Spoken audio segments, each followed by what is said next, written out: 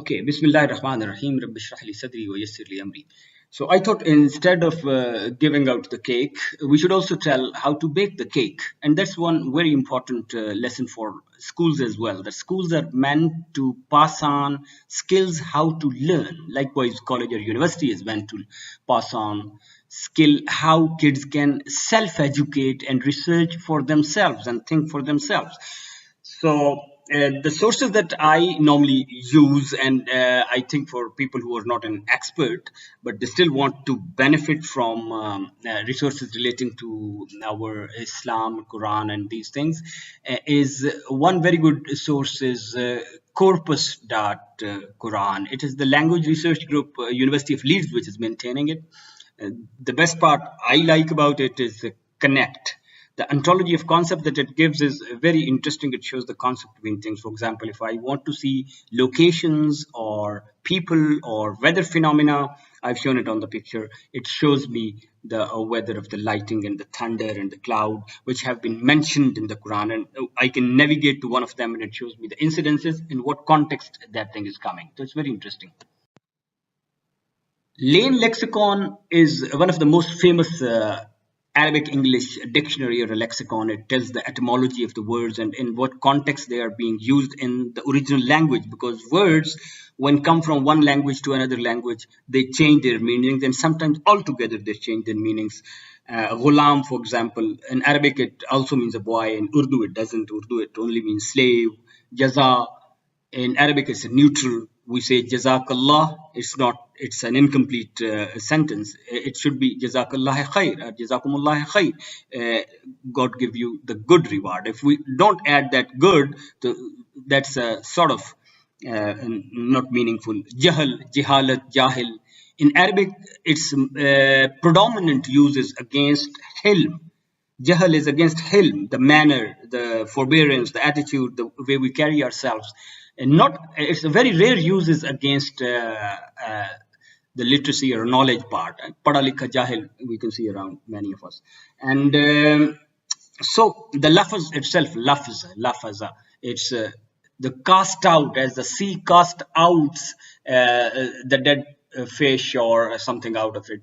It itself conveys how careful we should be when we are saying out something, how it can affect others. So going back to the original is very important when it comes to language.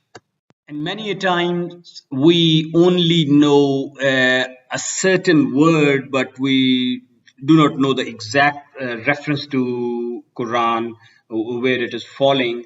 This Islamicity PS, phonetic search, is a very interesting tool. For example, if I'm searching for a kitab, أفتؤمنون ببعض الكتاب وتكفرون ببعض. The word kitab is in my mind, or أفتؤمنون is in my mind. I just write that word in a transliteral meaning, KITAB, and it searches out those incidences by phonetics. So that's very interesting for people like us who are just want to see things without an expert accessible to us. Likewise, altafsir.com gives an access to and search into navigation all famous tafasir. So it's a very good tool. Now let me share for the past video how did I use these tools.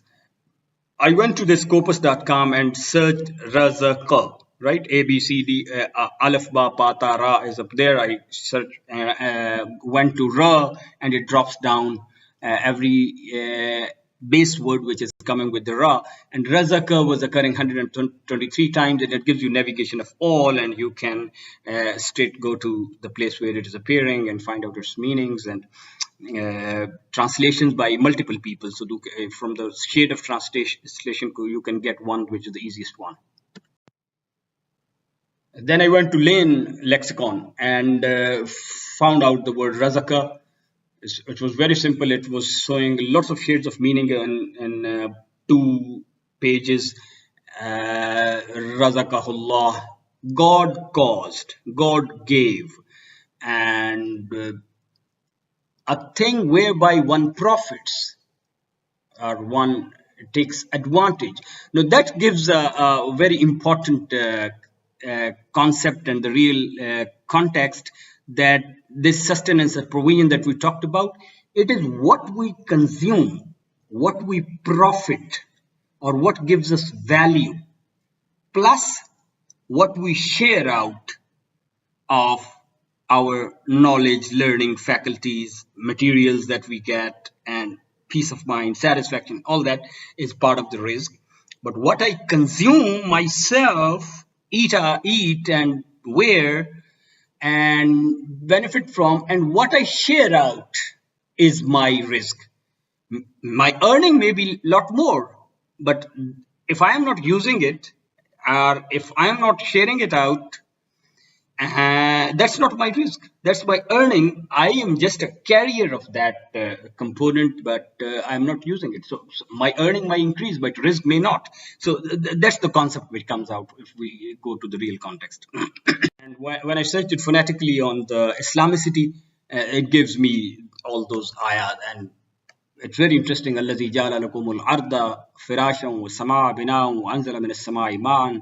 Now it's showing those relationships which the Creator wants to convey. That is, we, the God, the forces who created all this universe and systems, the Creator created the land and Sama, the heavens or celestial things and energies, and the weathers, sources of energy which brings in the heat for evaporation and condensation and weather systems, and then the water comes in, and in that weather and systems and with the soil on the earth, then the materials gives you fruits and gives you things that we have ability to a little bit manipulate, and lots of things are produced naturally.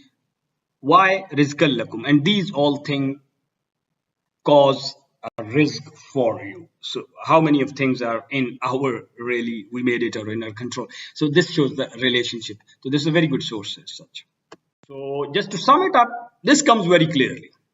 It is coming from God, from the Creator.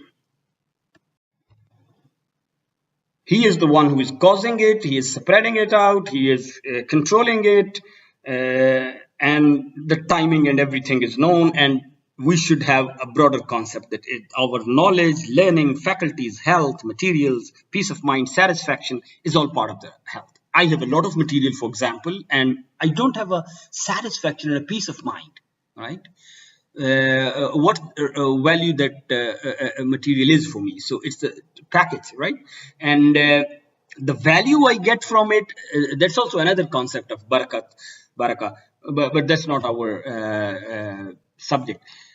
One very interesting and very obvious relationship when you just skim through those verses is that many times, I haven't listed all of them. It is connected to shukr, the concept of being grateful. Ma razaqnakum washkuru. We caused it, all these things to happen to you and gave you provisions so that you become grateful. Kulu min rizqin, have it, consume it. So the risk is with what I consume and share. And washkuru, and be grateful, be grateful, be grateful. So that is very important to understand. And that gives a bottom line to which Quran at one point at one incident says, "Lain shakartum la azidannakum." You be grateful, we will keep giving to you even more. So that conveys the message. And it also invites to go even deeper. Lots of things that our parents were carrying, but it was not their risk. All those learnings and tarbiyat and provisions and manners that came from, we should be grateful to the Creator that someone, our parents, became the carrier of that. So that sense of gratitude should be even deeper. And then Creator says, if you are grateful, that's for your own benefit. It doesn't harm or benefit to the Creator himself.